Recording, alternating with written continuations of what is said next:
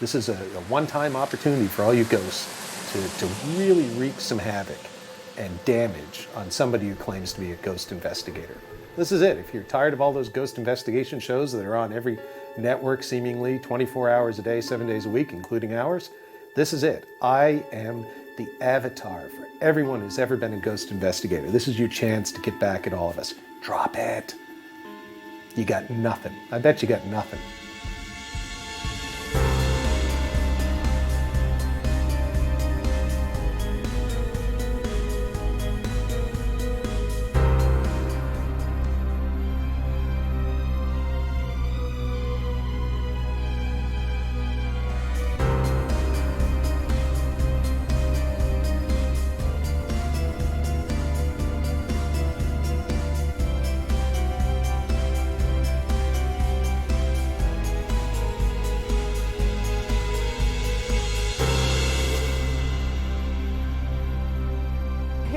Back in Halifax, Nova Scotia. At the Waverly Inn. Indeed. Gorgeous weather. Yeah, lovely. You know, I actually hear this place might be haunted by Oscar Wilde. Really? Mm. I could believe anything, provided that it is quite incredible. You gonna do that all night? I am. I'm going to quote Oscar Wilde all night. Fantastic. All right. Just so I'm prepared. I feel inspired. It's about time. After you. Very good. This is gorgeous. Hi. Hi. Holly. Calvin Blades. Calvin, nice to meet you. Hi, Calvin. Paul. Hi. Welcome to the Waverly Inn. Thanks very much. It looks lovely. Thank you. We're here it's haunted. That's why we're here. Yes, we certainly have heard those stories too. So there's, from the materials I read, there's 3 rooms that are supposedly particularly haunted. There are? Yeah. We want to go shuck our coats off and get comfortable, and then Calvin, if you can give us a tour of those 3 rooms, that'd be great. Absolutely. All right, let's go. For the shock. The Waverly Inn was built as a private home in Halifax's South End in 1866. In 1870, the house was sold to 2 spinsters who turned the property into one of Halifax's finest hotels. These days, however, its most famous guests may be the ghosts that are rumored to haunt the property, which made it the perfect location for Holly and I to conduct an investigation in the fall of 2009. So this is the Oscar Wilde room, eh? The Oscar Wilde room. The room he stayed in 1882. How long was he here for? It was about 4 or 5 days. Next door to the hotel was the Halifax Ladies College, of a fine finishing school. So he sold out poetry readings every night there. Nice. Yes, poetry readings. Yes. Yeah, I'm sure that's exactly why he was here. The only way to resist temptation is to yield to it. Oh, well, and there's the man himself, or at least a picture of the man. You say a lot of writers come here, like to hang out, which makes sense, but what kind of sort of paranormal things do they report here, if anything at all? Just a lot of people that mention it to us say that they experience a positive feeling, a positive spirit, and people that are coming here sort of from the arts community for writing or filmmaking or whatever tend to feel that it's more or less a recharge and invigorating kind of experience in this room in particular. Yeah. This is where I should come to write my next feature. I was just going to suggest that we could put you in here and see if you get inspired by anything. I get inspired by Oscar Wilde. After we left the Oscar Wilde room, we interviewed one of the staff members about a ghostly Victorian-era lady who she had seen in the adjoining hallway. I had seen a lady, it appeared that she was looking out the window. And then as I come down the stairs more, she turned and started coming towards me. But that's when I realized, well, I guess I didn't realize at that point, but that it wasn't a person. As she came closer, there became a light that at first I thought was coming from the door, but it was a gray day. And then as more I looked, it seemed to have come from within her or from just behind her. And it was just kind of from the shoulders up. After we finished the interview, I decided to head up to the hallway to take some baseline EMF readings. In this lovely hallway, which is apparently haunted by a woman, an apparition, she appears. Oh, that was weird.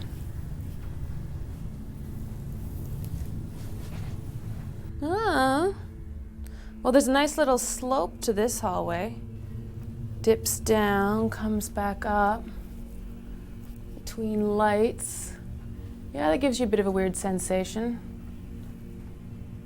Changes your perspective slightly. I don't think it would make you see a, full-bodied woman, but definitely interesting. Other than the uneven floor, I didn't find anything unusual about the hallway, and the EMF levels were all normal. So I decided to go back downstairs and rejoin Paul and Calvin, who were about to enter the first of the other 2 allegedly haunted rooms. Okay, room 115. Very nice. So what's the story with this room? This room has had a couple of guests mention that in the bed they either see a lady sitting on the bottom of the bed, and also there was a woman laying in bed that saw an impression of a body moving next to her. Where does the bed come from? This bed we bought off of eBay from California. And do you know anything about the background of the bed or where it's originally from? Or No, they just, it was, I guess, certified mid-1800s from Holland. Okay, so if there is, who knows, maybe there was a ghost on the bed that Attached to followed the the bed, bed. Yeah. Careful what you buy on the internet. May come with spirits. Yeah. So we've got apparitions in this room, we've got indentations in the mattress, things moving. Perfect. Sounds exciting. Right. You excited? I'm somewhat excited. Yeah. Better be excited. I'm just thinking I can buy a bed on the internet. That's great. So, yeah, the next room? That's the takeaway message. Yeah, let's go to the next one, sure. Thank you. You're welcome.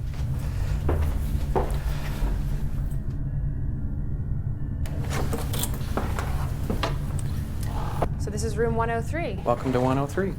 And this is the room with the painting that falls off the wall. The painting that refuses to stay up. Ah, and how many times would you say you've come in and found it?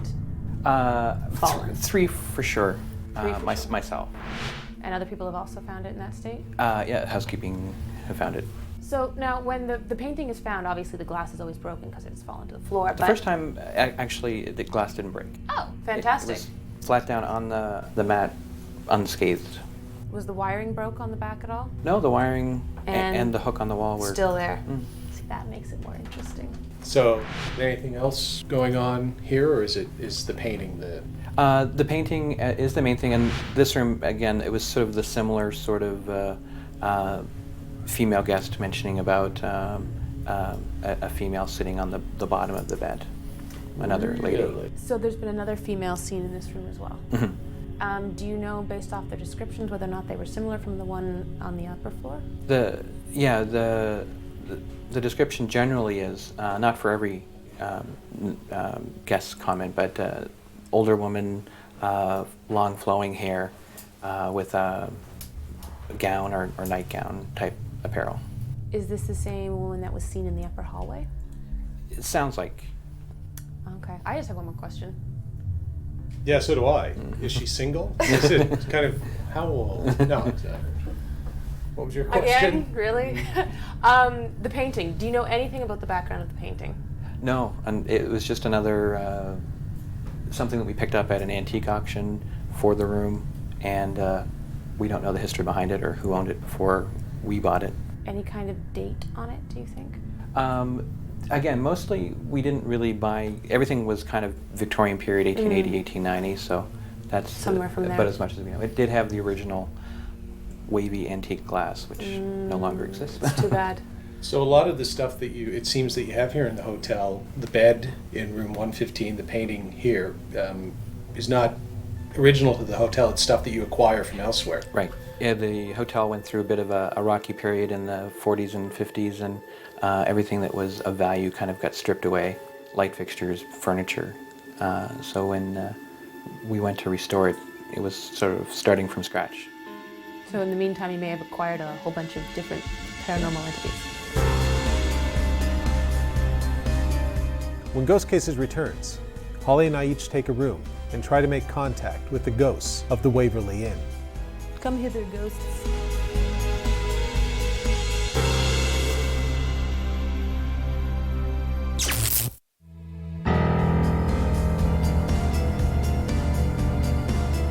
Holly and I begin our investigation of the historic Waverly Inn in Halifax, Nova Scotia.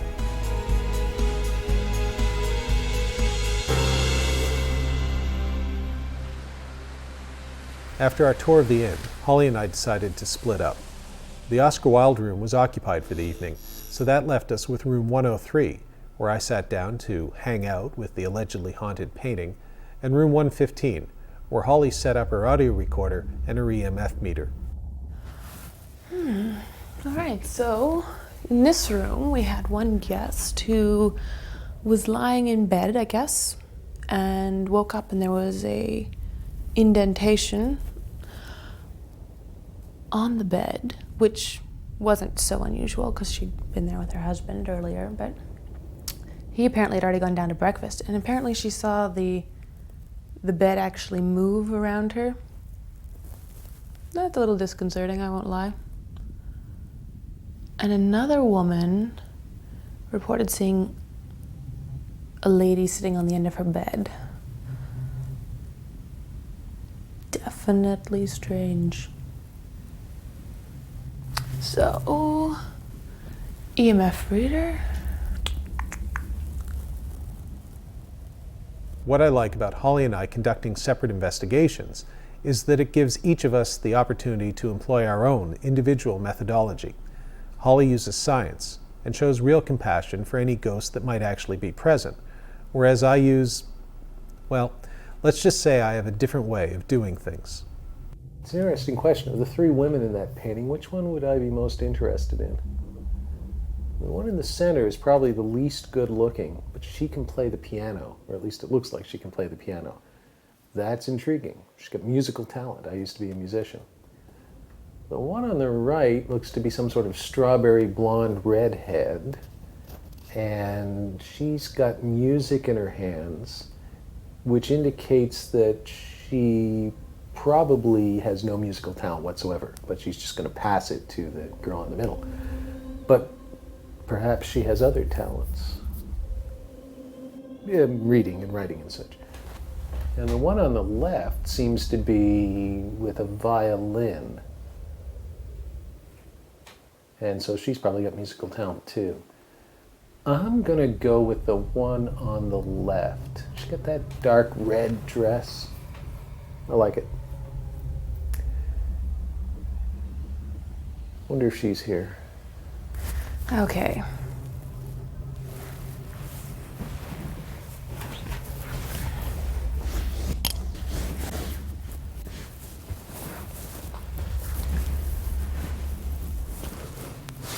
Nah. Come hither, ghosts. Wonder what Holly's doing up in 115. She's probably lying on a bed.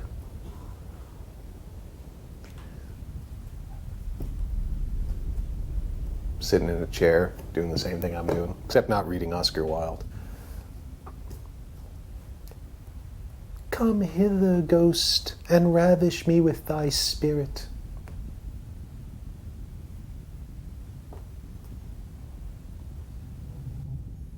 That's the difference between Holly and I. She'd say something poetic like that, and I'd just say, hey, baby, let's get it on.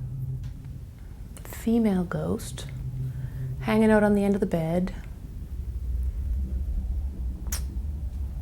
She's probably lonely.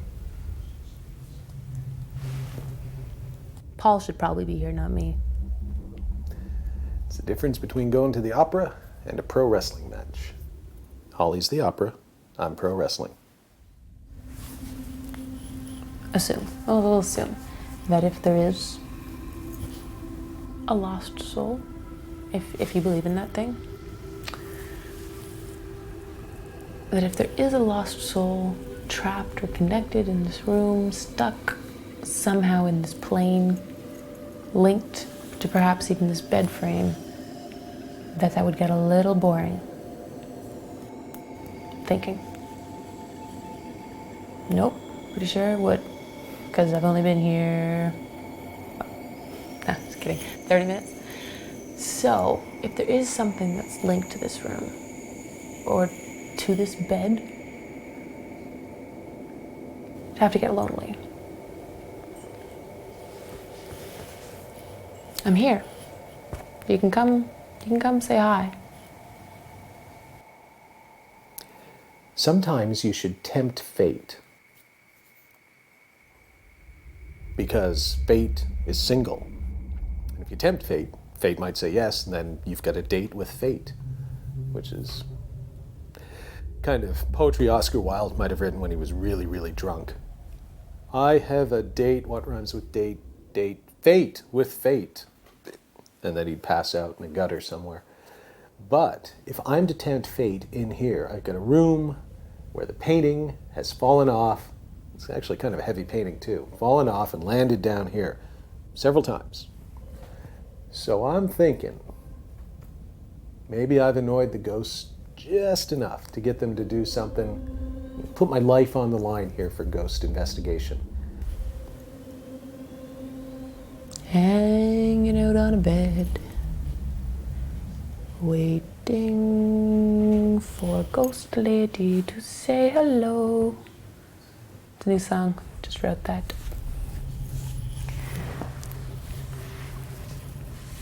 I mean, how many people actually want to interact with the paranormal? Probably not a whole lot.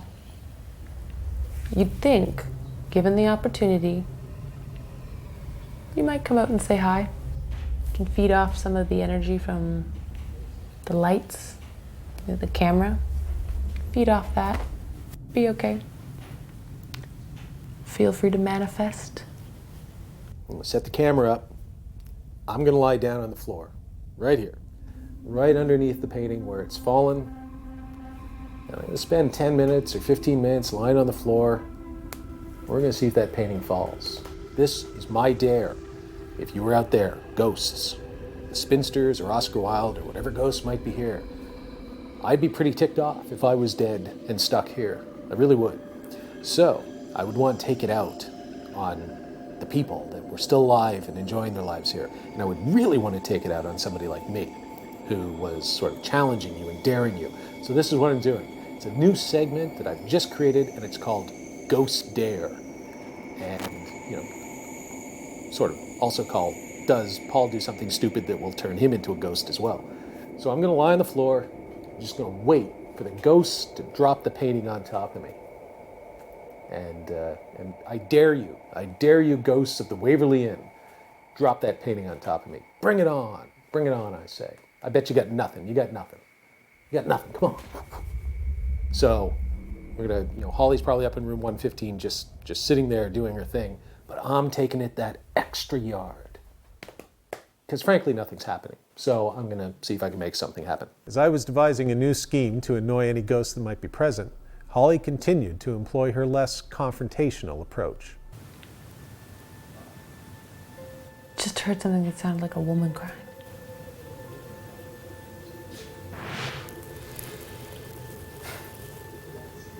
No.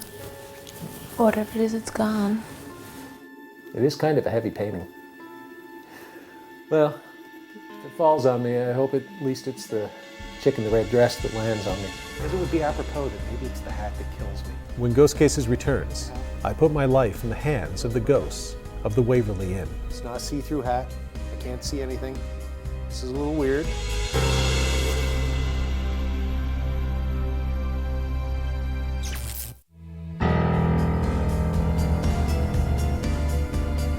Holly and I conclude our investigation of the Waverly Inn with some surprising results.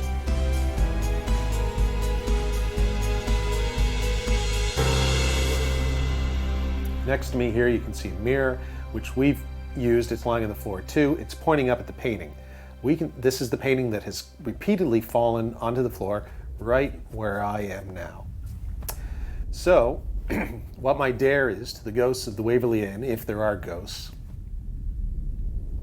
is drop that painting. Bring it on. Drop the painting on me. I'm going to lie here for about 15 minutes. You've got 15 minutes to drop that sucker right on top of me. If you ghosts do that, we will have achieved a couple of things. One, probably kill me. At the very least, I mean, that's a heavy painting. You can do some serious damage. I could block it, but still some damage. And two, you'll prove that you're really here. And Isn't that what it's all about? Shouldn't we have proof? And so this is the way to find the proof. We're not talking about orbs flying across, that could be dust or insects. We're not talking about sounds that you pick up on a digital recorder that, yeah, maybe it's a talking dog or Satan or a baby, but it could also just be something in the woodwork or a pipe. Nope, we're talking about real evidence. And folks, there is nothing realer in television land than a very heavy painting falling off the wall and landing on the host's head. So, ghost dare. I'm daring the ghosts. Not just of room 103, but of this entire property. And you know what? If there's ghosts down the street, come on down. This is a one-time opportunity for all you ghosts to really wreak some havoc and damage on somebody who claims to be a ghost investigator. This is it. If you're tired of all those ghost investigation shows that are on every network seemingly 24 hours a day, 7 days a week, including ours, this is it. I am the avatar for everyone who's ever been a ghost investigator. This is your chance to get back at all of us. Drop it. You got nothing. I bet you got nothing. If I had known what Paul was up to, I would have tried to stop him. Although in the past I've found that he'll usually forge ahead regardless. I guess this is one of the reasons I do like him. His willingness to seek out an experience and challenge his own skepticism, even if I don't always agree with the way he goes about it. Maybe the ghosts are thinking, oh, he's watching the painting. And as soon as he sees it start to move, he'll put his hands up or he'll roll out. You got a point there. That's probably what I do. So I'm going to give you a free shot. I'm going to close my eyes. I'm going to count to 20, maybe 21. If I'm feeling lucky, 22, but no more. This is your shot. 22 seconds. Here it comes. Actually, you know what? They make fun of me for wearing this hat. So what I'm going to do is I'm going to use the hat because it would be apropos that maybe it's the hat that kills me. So I'm just going to put the hat down over my eyes. It's not a see-through hat. I can't see anything. This is a little weird, a little bit afraid here. Come on, ghosts. You got 22 seconds.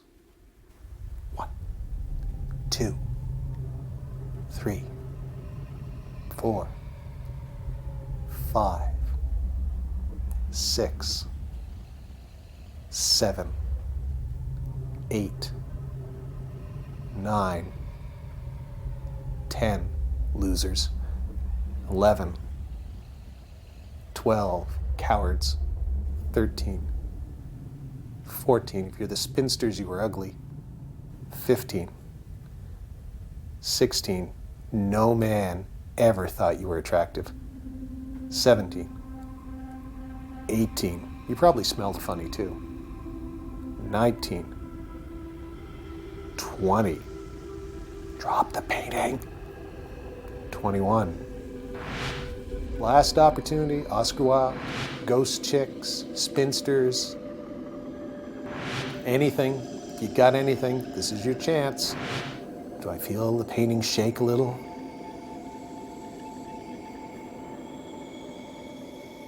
Yeah, 22. Still here. Incidentally, I don't recommend that you try this at home. Nothing paranormal seemed to happen to Holly and I at the Waverly Inn, despite our best efforts to make contact. It was only later, when we reviewed the audio recorder that Holly had with her in room 115, that we realized the voices she thought she had heard might actually have been real, and that there may be something to the ghost stories of the Waverly Inn after all. I got zilch. It's got 2. I got zilch. It's got 2. As it turned out, Holly's conversational approach to ghost investigation was more productive than my confrontational methods this time.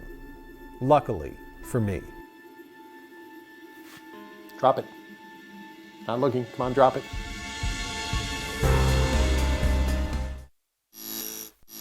Tell you, on the rare occasion when a car passes by, it screws up the audio, so I have to stop talking. But it also reminds me that I'm not actually alone, because you sure feel alone when you do something like this. And Yeah, I kind of hope I am alone. That's the alternative, is I'm not alone. I'm not sure I'm prepared for that.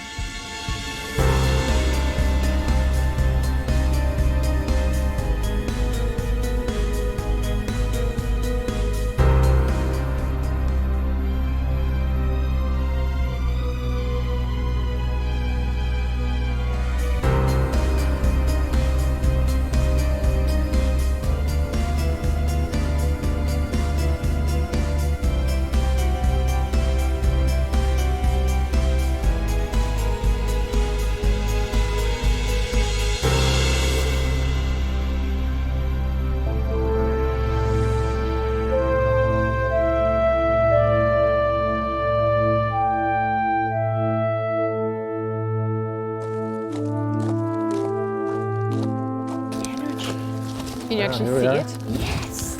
It's like It's purple. I like the color. I love the color. Let's meet the gingerbread people. Yeah, you right. Not call them that. It looks nice. It looks nice. John Duggan? Yes. Paul Kimball, nice to meet you. Nice to meet you. Come in, Ghost please. hunting friends here. Hello. Holly and I got a call from John and Sharon Duggan of Liscombe, Nova Scotia in late 2008. They claimed that the property was haunted by the original inhabitants, the Hemlow family, who had built the house in the 19th century. In the spring of 2009, Holly and I traveled down to Liscombe with our friend, psychic Kelly Muse, to investigate. While Paul was helping the crew set up the equipment, Kelly and I went outside with John Duggan to have a better look at the property. Now, when I came in, John, I noticed something from this window. I don't know really what to tell you, except I felt that there was eyes looking at me. Is there any particular reason? This window's here. This Yes. is where the bedroom where we get to smoke the pipe tobacco, and we believe this is where he'd sit and look out onto the highway, smoke his pipe. Yeah. It's very, very, I feel... We've had friends come down to visit, and they've seen, I'm not sure if it was the attic or this bedroom window. I'm pretty sure it's the bedroom. This is where we're getting our smell of tobacco and, Really? yeah, pipe. You've had friends actually see. We've had a woman come down. She's seen something in the window. Yeah. It's great. Love it. It Yeah. is, absolutely. Yeah, it looks after the place when we're not here. Very well said. Yeah. That's exactly, I felt like it was welcoming me. I didn't feel like I was needing to be afraid, but it was definitely a welcoming feeling. Yeah. But there were eyes there. It's a good house. Yes, it is. Seems to say, come on in. Yeah. After Holly, Kelly, and John had checked out the exterior of the location, I joined them in the kitchen, where John began to relate some of the paranormal stories associated with the house. I was making toast one morning, and I was going to put peanut butter on it, and I turned to get a knife, and when I came back, the peanut butter was already on the toast. And it wasn't super early in the morning. No, it wasn't. And I looked at the knife. There was no peanut butter on it. I thought my wife had done it. I thought she just came out and did it. And I turned. She was sitting in the dining room there, and I said, "Thank you." And she said, "For what?" And I said, "For putting peanut butter." And she said she didn't do it. Now, it's one of these things that I might have done it, but I didn't have a knife with peanut butter. So it was a little bizarre. And that was the first incident that we had in the house. I thought, okay, there's something going on here. How long were you in the house before that first incident occurred? We were just coming down renovating. So it might have been probably within the first month or so of coming down to renovate the house when we noticed it. Yeah. Obviously, they're not Yeah. trying to get you out. I stopped eating peanut butter. I don't eat that anymore. I was going to say, if they wanted to get him out, they would have buttered it with peanut butter and cyanide. Yeah. If it's just straight up, That's you're right. still Yeah, here. I'm so still here. Friendly ghost. That's friendly right. ghost kind of thing. Yeah. Exactly. Okay. Just trying to help Good out, that's feeling, all. that's good. That's all. Nice renovations, and the ghosts or spirits or whatever have apparently moved from this room to some other room. So let's go take a look at some of those other rooms. Okay. Yeah, let's go. Let's go.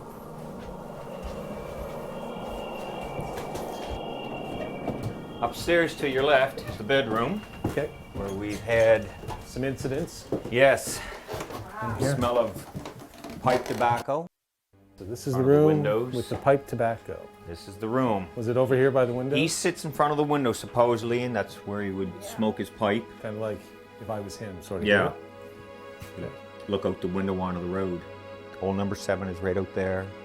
He'd have his window open there so the smoke would go out, but this is where we always got the smell of pipe tobacco, always in this room. Sometimes stronger than other times. So he'd just kind of sit here like this? He would sit there, yeah, and look out because he wasn't allowed to smoke downstairs. His wife had asthma.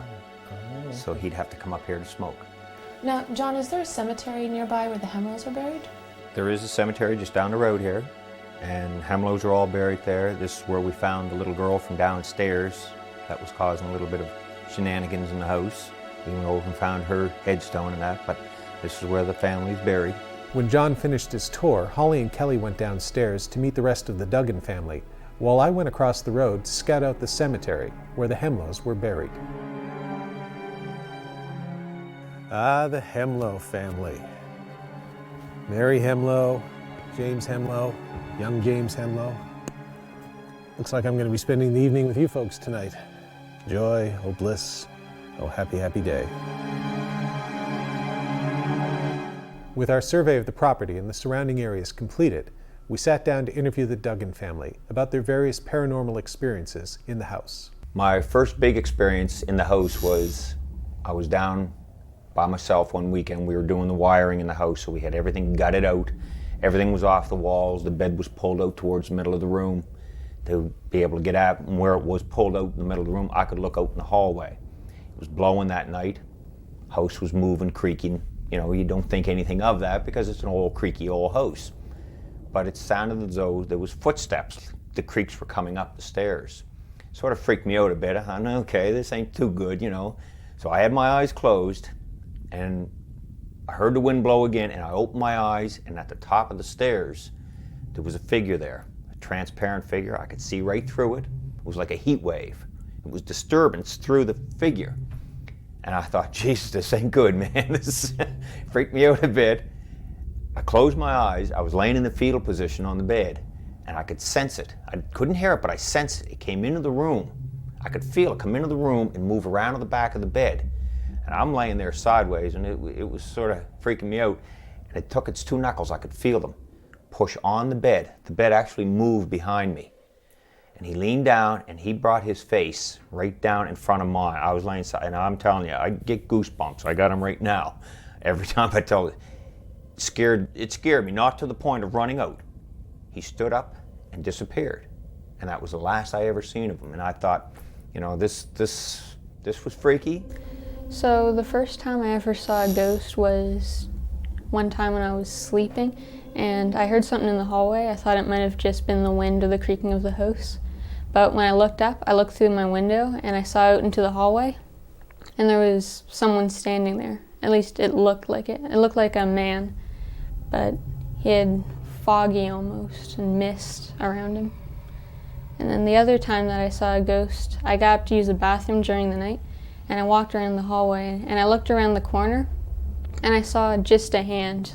It looked like a child's. It was white with fog almost coming off of it.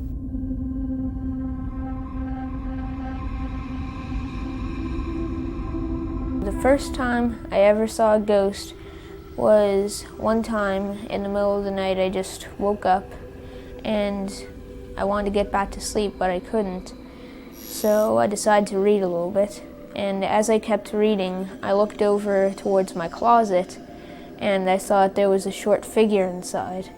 It was all white, so I couldn't really see much of it, but it ran towards the bed, and as it got closer I could see that it was a child, and that sort of freaked me out. So it jumped up on the bed, and it was just standing there for a little bit, and then it just disappeared. And after that, I asked my parents for a nightlight. Okay. You hold. When Ghost Cases returns, Holly and I begin our investigation of the Duggan home in Liscombe, Nova Scotia.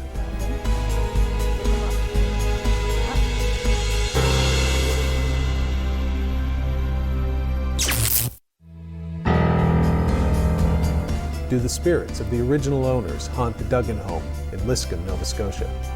Holly and I begin our investigation.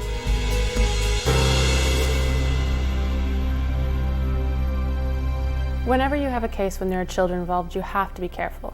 But Marina and Liam Duggan seem to be completely fine with their experiences. A lot of that was likely due to the example set by their parents, who had come to accept the fact that their house was haunted.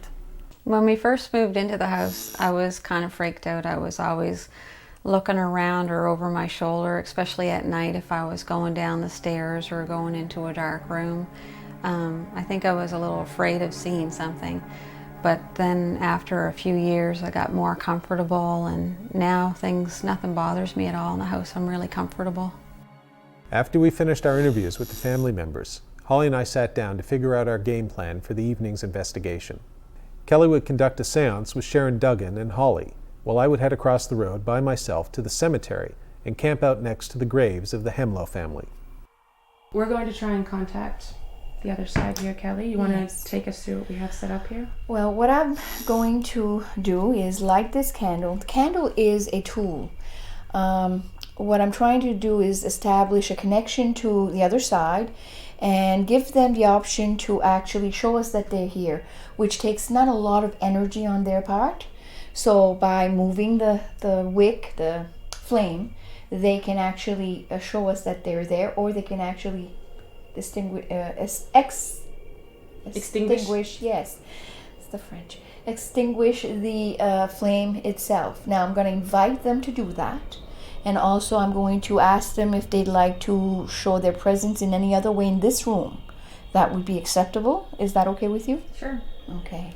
All right. So let's begin. They're very primitive tools. As Holly, Kelly, and Sharon began their seance with the lighting of the candle, I set up a light in the cemetery across the road and began my own attempt to communicate with any spirits that might be there. I tell you, on the rare occasion when a car passes by, it screws up the audio, so I have to stop talking, but it also reminds me that I'm not actually alone, because you sure feel alone when you do something like this. And yeah, I kind of hope I am alone, because the alternative is I'm not alone. I'm not sure I'm prepared for that. If anyone on the other side hears us, I would like you now to please feel free to come here. We are here in peace. We're not here to disturb you at all. We just want to know that you're okay. So please, if you are on the other side and you'd like to come, we invite you. You are more than welcome. Okay, the light is completely dead. So thanks to Nathan for putting up a light that lasted 30 minutes. And I'm out here. It's wet, it's creepy, it's cold. I'm on top of the grave of a guy who died over 100 years ago, who might be haunting a house just down the road. And they're holding a psychic seance reading kind of thing there, and I wonder how that's going for them.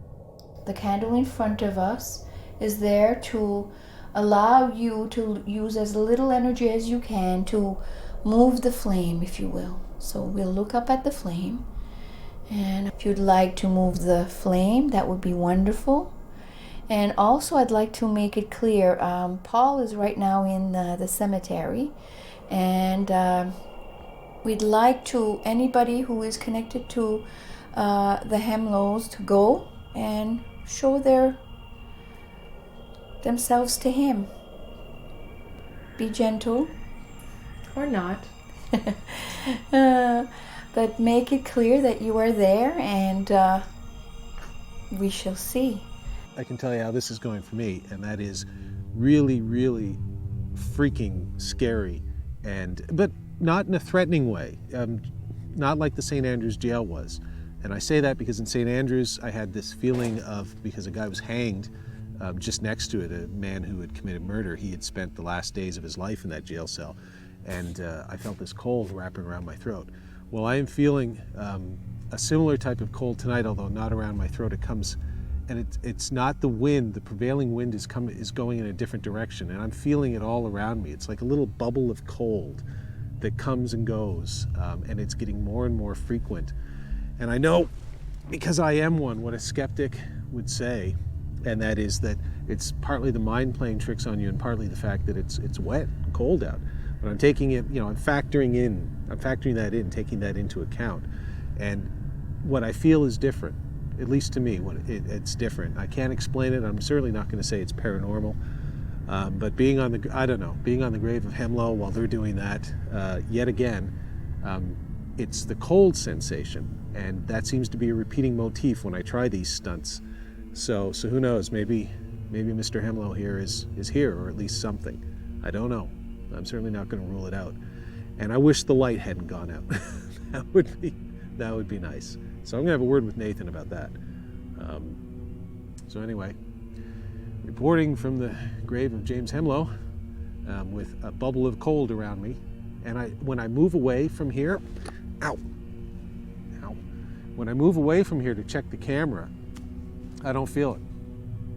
Being flat out honest with you, I do not feel it when I move away from here. It's still wet and damp out here and chilly, but I don't feel that cold, which is like, 5-10 degrees centigrade less. Over here, it's actually like it's winter on my hands. I walk away 5 feet, and it's not. My hands aren't a problem, if that makes any sense. So I'm just telling you, that's what's going down on the grave of James Hemlow, for whatever it's worth. From a guy who, with each passing episode, with each time he does that, I become less and less of a debunker or a real skeptic, and more of an open-minded agnostic that there might be something to all this. Oh my. I had no light left, so I decided to head back to the house where Holly, Kelly, and Sharon were still conducting their seance. If you're here and you want us to know you're here, then okay, but blow this puppy out. But we respect you, and it's not about proof. It's just about the fact that we would like that. Yeah. Because we don't want to make it about proving that he's here, because you might get more than you'd like. Mm-hmm. Right? So if he's so inclined, or it's so inclined to do that, that would be nice. If not, that is okay as well. That would be awesome.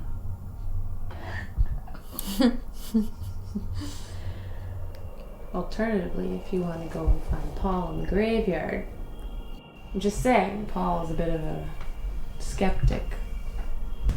Not anymore, he's not. Seriously? You're kidding. No. The lights gave out. Well, oh, for God's sake. Why wouldn't you stay? What? Because there's nothing that we could film, speaking to the mics, there's nothing any more useful that we could film. But there's some interesting stuff on there. Does anything have to do with the fact that your pants are wet? Why are your pants wet? All right, you know what? 7 episodes in, you finally got me. We were joking around, but the truth is that the batteries had run down much faster than they should have, something that had happened to Holly and I on a number of previous investigations. Making it even stranger was the fact that it happened at the same time as I noticed a quick drop in temperature, and just after Holly and Kelly had asked the spirits to pay me a visit in the cemetery. Keep going. When Ghost Cases returns, Holly and Kelly attempt to divine the truth about the alleged haunting at the Duggan home. Whoa, look at this!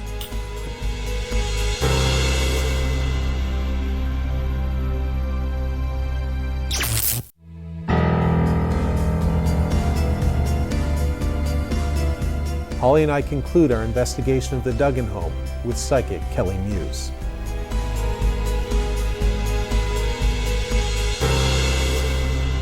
I want you to all concentrate on the flame, and let's ask them to please try to move the flame. Now, sometimes in these situations, if they feel comfortable and they don't want to come, that's fine. All we can do is wait. After about another half an hour, we still hadn't gotten any reaction from the candle. So Kelly decided to give her divining rods a try. Oh, here we go again. Yeah. What's right directly on bottom from here? Below? Bottom, yeah, is the basement. It's the basement. And what is above? It's just, well, actually, it's the hallway outside of Raina's room. There you go. You know, Yeah. And that's where Say it. That's where I Maria's had seen a the weird guy. Say it. in the hallway. He was actually not in her room. He was at the door of her room. I didn't say anything. I'm sorry. Oh, did you see something? No, I had A feeling. of all the places in this house, that was the one where I had this. That's where Liam gets freaked out going to Really? his room. Yeah. There like, you he go. always has that light on in the hallway. I got goosebumps. I had no idea. Now, you want- Except Yeah, I'll try Okay. it. You hold them. See, you can't. There's no way you can make them. And what you do, remember, you have to ground them. Shake them up. Yeah. Get out of her way. Okay. Now lift up. You see what I'm saying? Look. Whoa. that's pretty cool.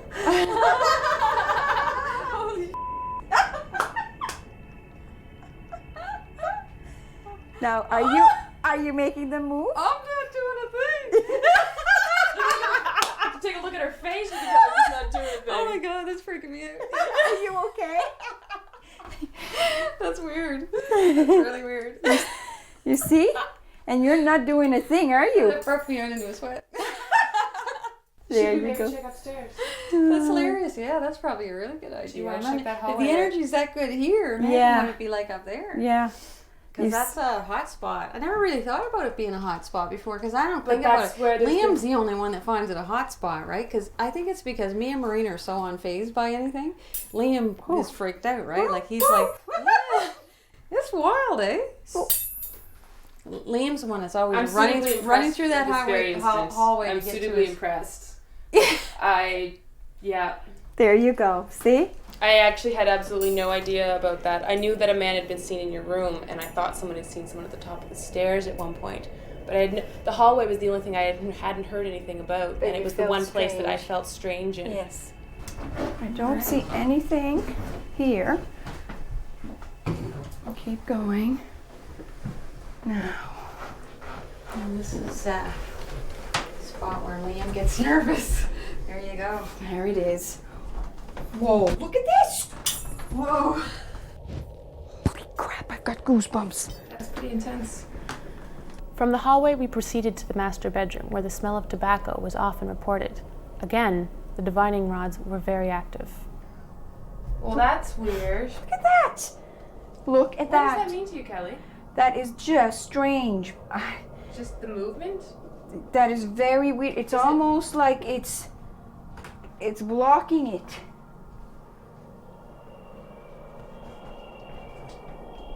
Look at that. Whoa. So would that mean the energy's coming from that direction? Yes. That's what that means to you? Yeah. That's why they're pointing in that direction. Well, that's Freaky. awesome. You have energy spots. That's what it is. But they're not negative. I do not feel negative at all in this house.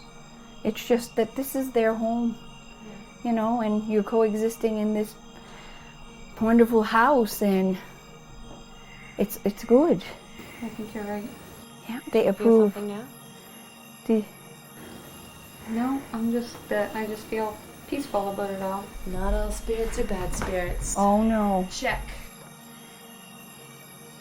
That is the strangest thing about when you deal with the paranormal. You never know. It doesn't come with a manual. Kelly Muse is quite right. The paranormal doesn't come with a manual. Anything can, and often does, happen, and not always when you expect or want it to. At the Duggan House in Liscombe, that included one final surprise. Just seconds after we stopped filming for the night, the candle which Holly, Kelly, and Sharon had been using in their seance was mysteriously extinguished. Perhaps it was a final, knowing goodbye from the friendly spirits who seemed to share the house with the Duggan family.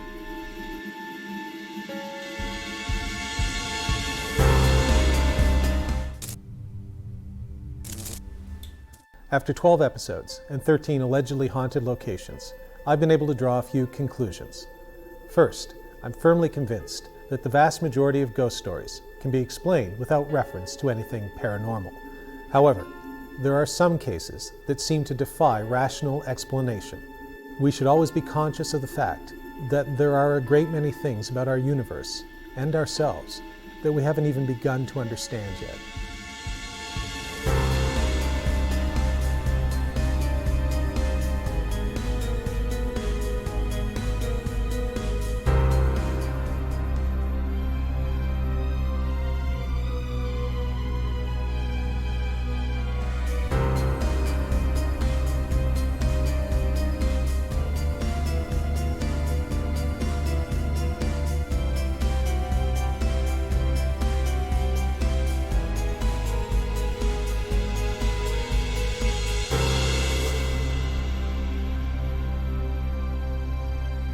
Hi, I'm Paul Kimball. And I'm Holly Stevens. And for the past 12 episodes, we've been investigating some of the most haunted locations in the maritime provinces of Canada and in the United Kingdom.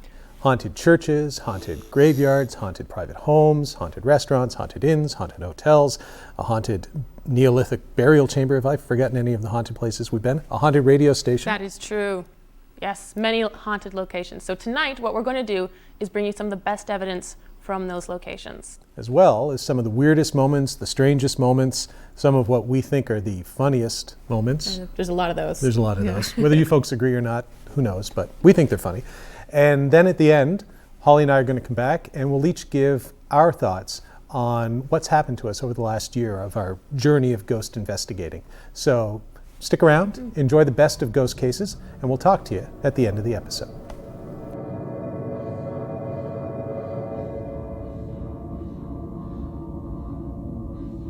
While Holly and Elaine explored the courthouse, our 4 infrared cameras had been activated. For the most part, nothing anomalous had been recorded, but there was one particular clip that caught our attention. In my opinion, light anomalies like this have perfectly rational, non-paranormal explanations. Many people, however, believe that these so-called orbs represent ghosts or spirits of the dead. In this case, we leave it to the viewer to decide for themselves.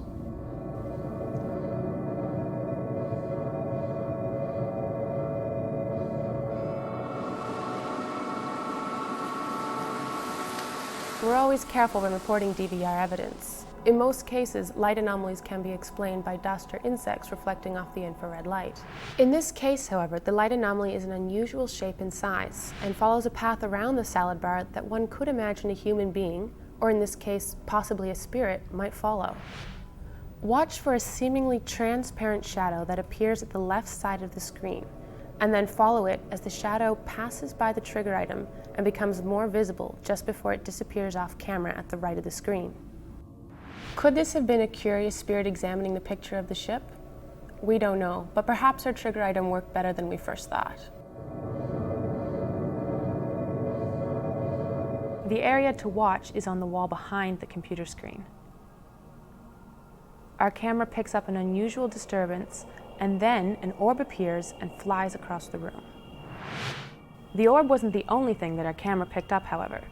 Before it takes form, our camera recorded what appears to be an anomalous, 3-dimensional image on the wall. I've never been convinced that orbs are evidence of paranormal activity, but I have to admit that I found the footage we recorded in room 473 to be interesting, particularly how Holly responds to the light after it goes by her. She looks behind her.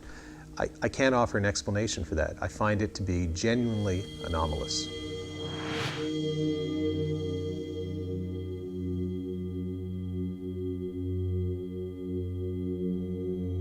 I saw what I thought was just a temporarily light just on the edges of these sort of tombs, and I came rushing over trying to account for everybody where everybody was. The only person that wasn't with us was Dale, and he was at the far end, down in the cemetery down area. in the cemetery near the lower cemetery, just scouting around that area. I don't know if it was basically just that he's wandered the torch and it's just caught my eye as it swept this area. I'm not too sure, but I talked to Dale and he said that he didn't come over to this area with his torch. So, well, here's the great thing about sort of the scientific method. We might be able to recreate that's right, yeah. a torch from that far down. If we can get Dale to go right down to where he was earlier, and with his lift, it's only a very small torch. And with his torch, just to flash over in this area, see if it catches and if we anything. can just go further, just around the corner a bit, and see if we can see that torch, then okay. we'll have to find out. All right, we'll head down here, and Dale's going to swing his torch, as they say here in Britain, or as we would say, his flashlight, back here as if he was walking where he was, and we'll see if that creates any light effect over here. Yeah, that'll be wonderful. Yeah. And if it doesn't, then we have some anomaly, perhaps. Have an anomaly. Yeah. All right, let's go hang out down here. Yep.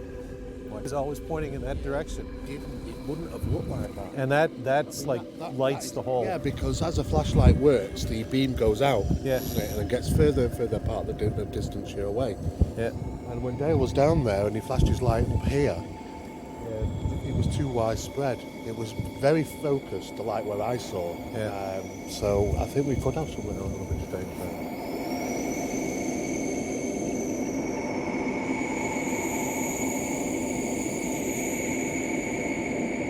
When Holly told me that she was going to spend some time alone in the attic, I was both relieved that for once I didn't have to do it, and also intrigued to see if she would have some of the same strange experiences I had had on other investigations. Okay, so we're on take 2 of Holly spends the alone time in the creepy attic in Lewisburg. Footsteps of the crew leaving. Essentially, what happened was the camera died without explanation. It's quite lovely. So, you know, they've touched it up, put on a new battery. Should have been full, but apparently drained ridiculously fast since they set it up. Obviously, you saw how long it was set up. And now I'm here again, alone.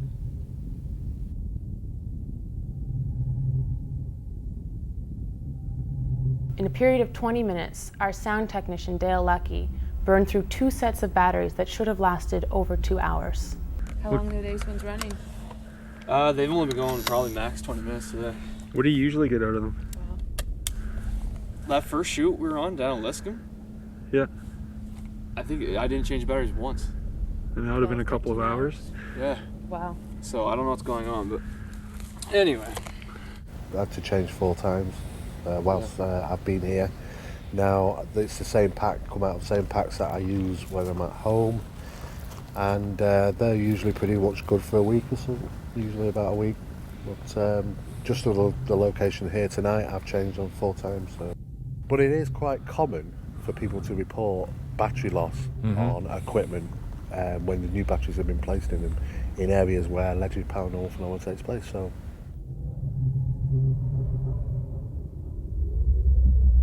Paul is right now in the cemetery, and we'd like to anybody who is connected to the Hemlows to go and show themselves to him. Be gentle. Or not. But make it clear that you are there, and we shall see. Okay, the light is completely dead. So thanks to Nathan for putting up a light that lasted 30 minutes. And I'm out here, it's wet, it's creepy, it's cold. I'm on top of the grave of a guy who died over 100 years ago who might be haunting a house just down the road. That's what's going down on the grave of James Hemlow, for whatever it's worth.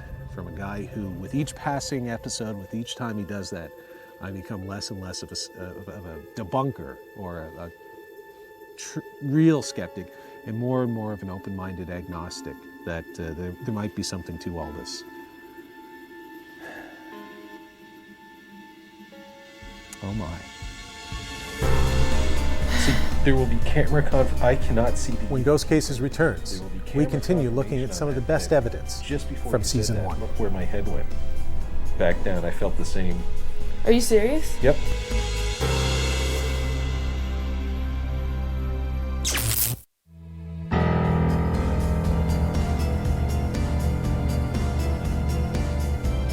Ghost Cases returns with more of the best moments from season 1.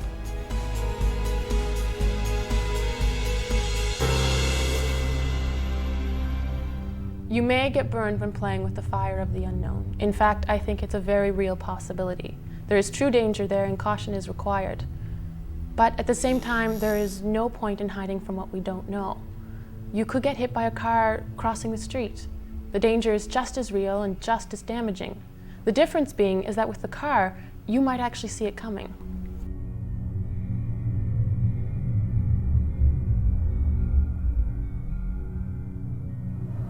Now I want you to see in your mind, Ollie, a light, a bright light, a beautiful light. My arm is numb. It's okay, it's okay. Okay. Go towards the light. Okay, he's going. Mm-hmm. My arm's supposed to hurt? Yep.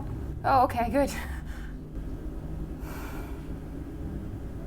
Okay. Take a breath.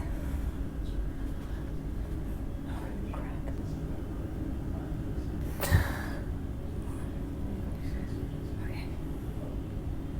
Okay. He's gone. I knew what Paul was trying to do by putting the noose around its neck. Antagonize the spirit of Tom Hutchings into making some form of contact. I can't say I always agree with his tactics, but I had my EMF detector and we had ADR set up to hopefully record any kind of voice anomalies, and we had the camera set up in the far corner. I don't know. I'd like to think that maybe they could. Maybe humor's the way to reach ghosts. But who knows? I mean, it's respectful humor. We're not disrespecting.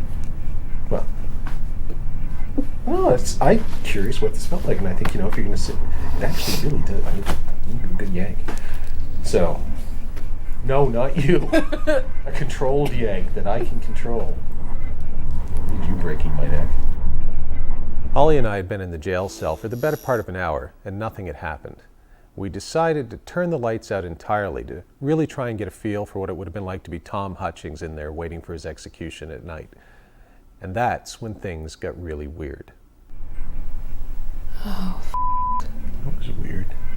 yeah. What? I have a very strong feeling of something in front of us. Really? And the EMF went off. Oh my God. I'm not kidding. Me neither.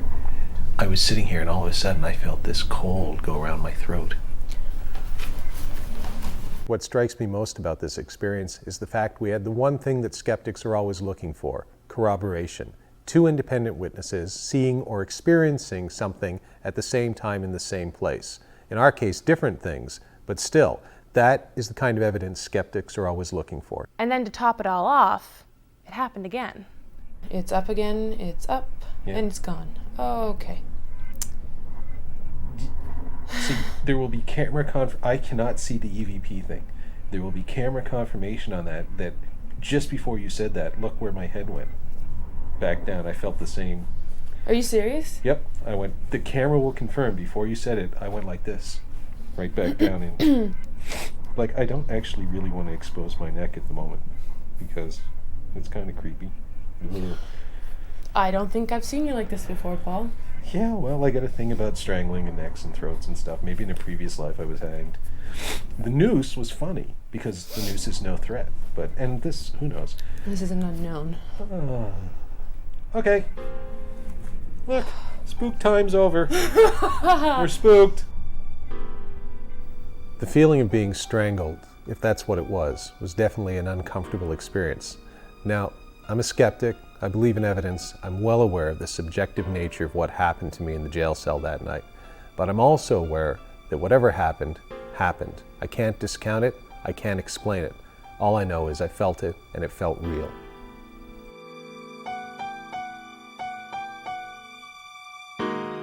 Paper, rock, scissors. Which one of us moves the picture? Yeah, Paul's moving the picture. That's the first one I've ever won. So I have a question. You said that if you touch the picture, someone dies. Yes. So, apparently. So then rock, paper, scissors doesn't necessarily mean that Paul moving the picture means that he's gonna die. Could be you that dies. It could be. Technically. But hey. Or me. Hey. Or Steve. Then I'll come back as a ghost and to my colleagues and try and... Oh, that would be good. And be able to... If you could, yeah. I'd just be interested if anybody dies. When confronted with a story that portends some dire paranormal consequences if a certain action is taken, I have a habit of throwing caution to the wind because I don't believe in ghosts or demons or curses. At the Line in Swan, I did it once again, this time with the painting of Caroline in the basement. At the time, Dave Sadler and I joked around about people dying because I had moved the painting, and then we thought nothing more of it as we moved on with our investigation.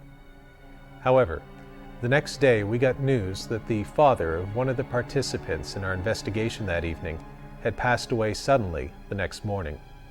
This is something that I've struggled to come to terms with in relation to both our investigation of the Line in Swan and this episode.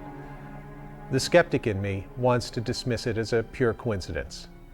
Given all the circumstances, however, I can't help but wonder if maybe, for once, I actually went too far and crossed some sort of paranormal Rubicon with tragic consequences.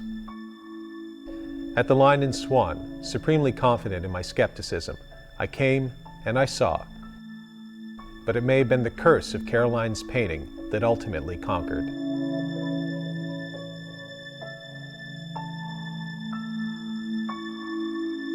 As I was moving along the side of the church, I felt compelled to move into a remote corner of the grounds. Turning back towards the church, I was overcome with a sense that we were not alone. For whatever reason, this corner interested me. I walked up through, and obviously there was nothing going on, but I was standing in that area, and I turned and I looked at the rest of the church, the building. And nothing happened, but it felt like something was going on. And in my mind, I literally thought the words, something's happening. It was an emotional response that something's happening. With all honesty, you have just described to me word for word exactly the same as many other, well, not many, I'm not talking tens, I'm talking 3, 4, 5 people have said word for word.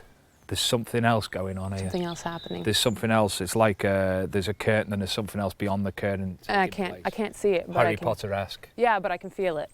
And I wasn't frightened or scared or anything. I was without a doubt.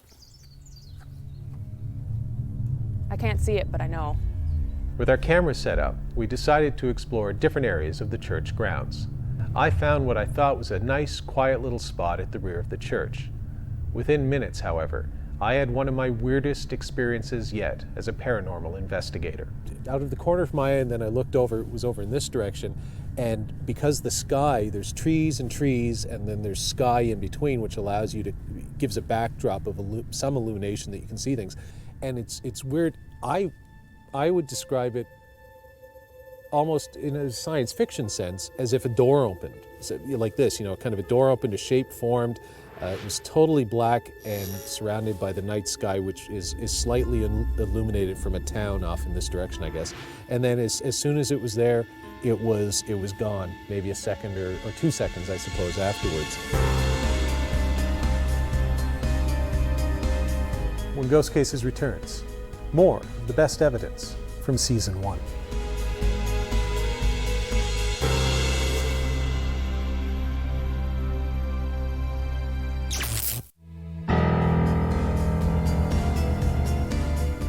Ghost Cases returns with more of the best evidence from Season 1.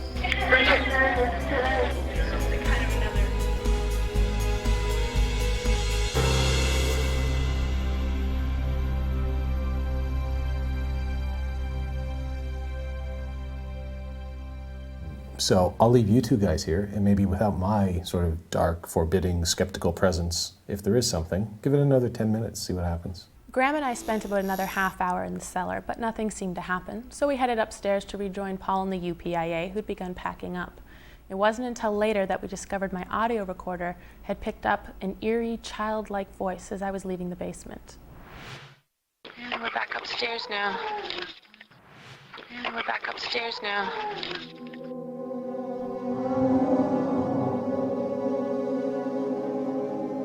The house was intense with energy that night, and everything seemed centered around the fact that a baby could be buried in the basement of the house. Our digital recording devices picked up the following anomaly in the house that evening. And that's something kind of another. And that's something kind of another.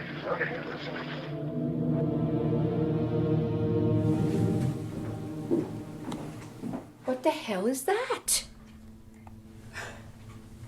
Did you hear that? Okay.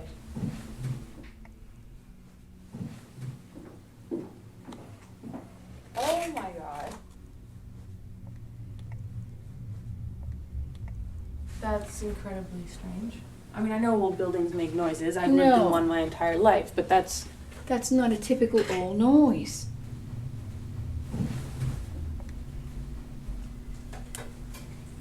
Does it sound like it's coming from upstairs? Yeah. There it is again.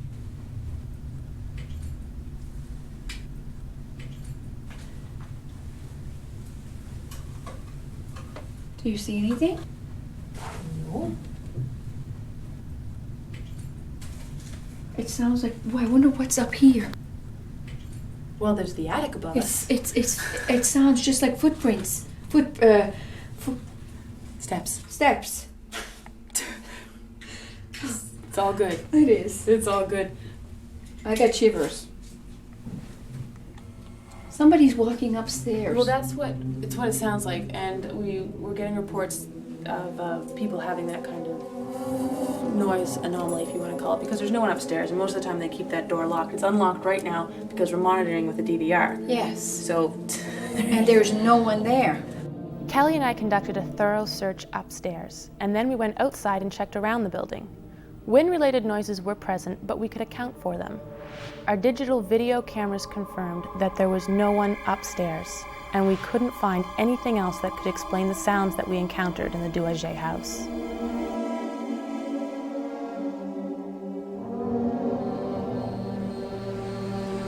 It was only later, when we reviewed the audio recorder that Holly had with her in room 115, that we realized the voices she thought she had heard might actually have been real, and that there may be something to the ghost stories of the Waverly Inn after all.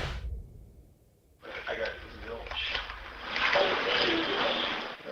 It's got 2. I got zilch. It's got 2. After 12 episodes and 13 allegedly haunted locations, I've been able to draw a few conclusions. First, I'm firmly convinced that the vast majority of ghost stories can be explained without reference to anything paranormal. However, as with most things allegedly paranormal, there are some cases that seem to defy rational explanation. As I see it, there are 2 possible reasons for this.